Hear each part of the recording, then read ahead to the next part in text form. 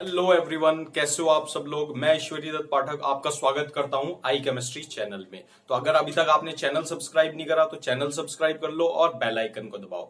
You can also follow me on Unacademy. Okay, description में मैं जो लिंक है वो डिस्क्रिप्शन में दे दूंगा। तो चलिए वीडियो शुरू करते हैं स्टूडेंट्स। आज की 9th क्लास का हमारा टॉपिक चल रहा था। हमने क्या क्या पढ़ लिया था, बहुत सारी चीजें पढ़ ली थी स्टूडेंट्स अपने एटम्स और मॉलिक्यूल्स में। तो नेक्स्ट टॉपिक स्टार्ट करते हैं। टॉपिक होगा जी, टॉपिक का नाम है हमारा molecules of element. Molecules of element, ठीक हो गया स्टूडेंट्स। तो देखो ध्यान से समझो, मॉलिक्यूल्स ऑफ एलिमेंट।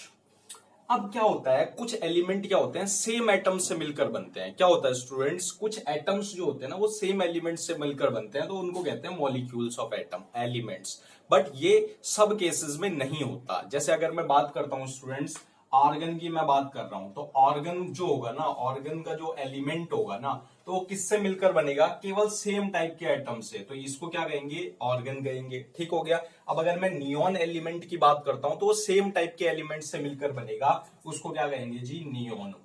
ठीक हो गया स्टूडेंट्स, क्लियर है।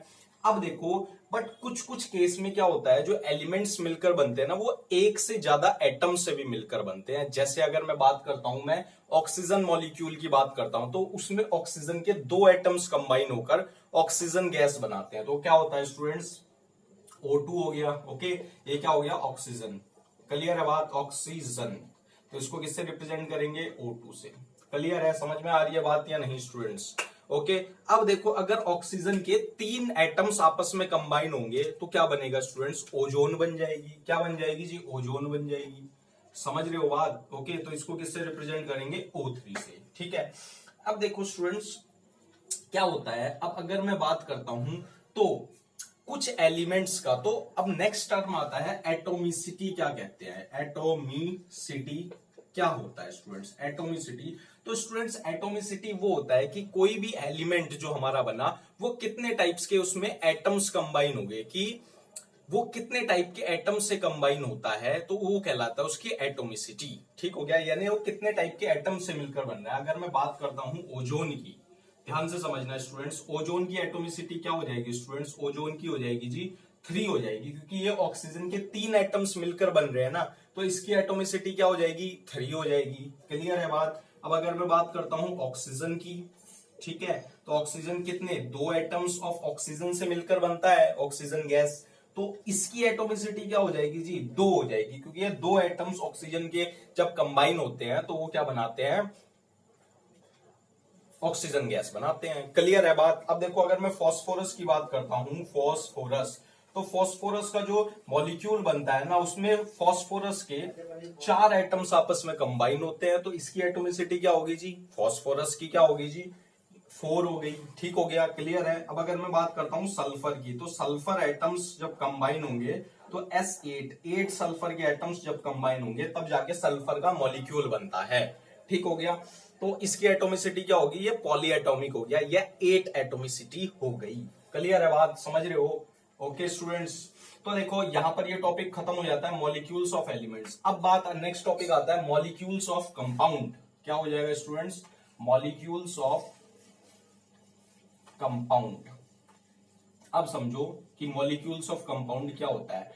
अब क्या होता है, जब कंपाउंड बनता है ना, तब वो डिफरेंट टाइप के एलिमेंट्स जो आपस में जब कंबाइन होते हैं तब जाके कंपाउंड्स बनता है। क्लियर है बात। जब डिफरेंट टाइप्स के, when different types of elements are combined together to form a compound, this is called as molecules of compound.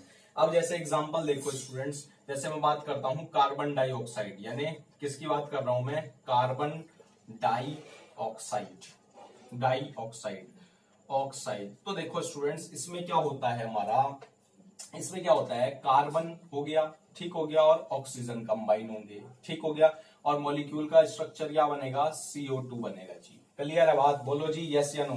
तो इसका क्या हो जाएगा स्टूडेंट्स, 12 और 16 दूनी 32। ठीक हो गया। तो अगर सिंपल रेशो करेंगे 4:8, 8 चौक 32, 4 तिया 12, कितना हो जाएगा जी, 3 चौक 12 हो गया। ओके स्टूडेंट्स, 3 चौक 12 हो गया और 8 चौक 32 हो गया। तो किस रेशो में कंबाइन होंगे, 3:4 के रेशो में कंबाइन होंगे। ठीक है। अब देखो नेक्स्ट, देखो नेक्स्ट में बात कर रहा हूं स्टूडेंट्स वाटर की। ठीक हो गया। तो देखो वाटर किससे किस किस एटम से मिलकर बना है, किस किस डिफरेंट टाइप के एलिमेंट्स है, ऑक्सीजन का डिफरेंट एलिमेंट है और 2 हाइड्रोजन के डिफरेंट एलिमेंट्स हैं। तो डिफरेंट एटम्स डिफरेंट एलिमेंट्स के जब एटम्स आपस में कंबाइन होते हैं तो वो क्या बनाते हैं, कंपाउंड बनाते हैं। तो ये किस रेशियो में होगा जी, इसमें हाइड्रोजन है और ऑक्सीजन है, ये किस रेशियो में कंबाइन होगा, 1:8 में। क्लियर है बात, इज इट क्लियर और नॉट। अब अगर मैं अमोनिया गैस की बात करता हूं तो उसका फॉर्मूला होता है, कंपाउंड का फॉर्मूला होता है NH3। तो ये किस किस एलिमेंट से मिलकर बना है, डिफरेंट टाइप्स के, नाइट्रोजन के एलिमेंट अलग है और हाइड्रोजन के एलिमेंट अलग हैं। ठीक हो गया जी, ओके। तो इसमें कौन कौन से एलिमेंट्स प्रेजेंट है, नाइट्रोजन और हाइड्रोजन। तो ये किस रेशियो में कंबाइंड हो गया जी, N2+3H2 होता है ना, ओके। तो ये किस रेशियो में हो गया जी, 1:3 रेशियो में कंबाइंड होंगे। किस रेशियो में कंबाइंड होंगे जी, 1:3 रेशियो में कंबाइंड होंगे। ओके, क्लियर है जी बात, इज इट क्लियर और नॉट। अब देखो नेक्स्ट आ जाता है मॉलिक्यूल्स ऑफ ए कंपाउंड, बता दिया मैंने आपको, मॉलिक्यूल्स ऑफ एलिमेंट बता दिया। तो आप समझो कि what is an ion, ion क्या होता है जी। नेक्स्ट क्वेश्चन है व्हाट इज एन आयन।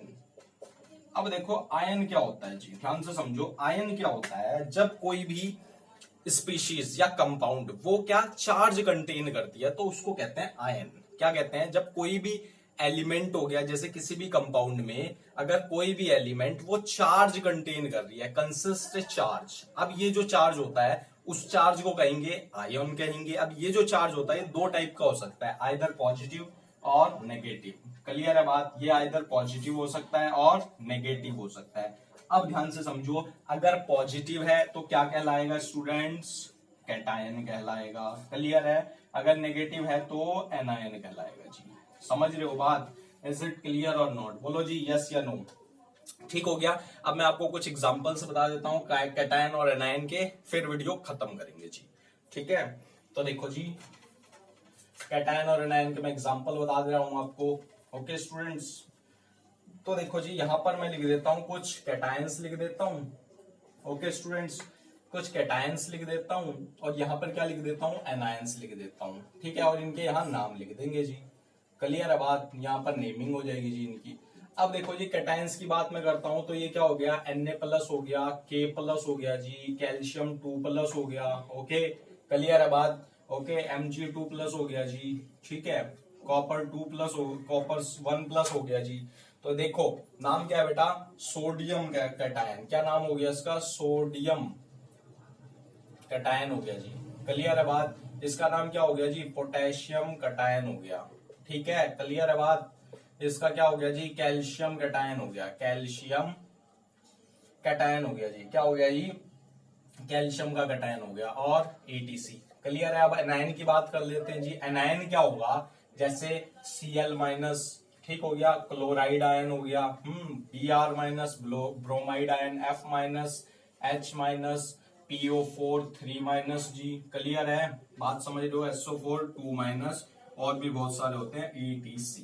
अब देखो इसका नाम क्या हो जाएगा जी, क्लोराइड आयन। क्या हो जाएगा जी, क्लोराइड। ठीक हो गया, इसका नाम क्या हो जाएगा जी, ब्रोमाइड। समझ लो बात, इसका नाम फ्लोराइड।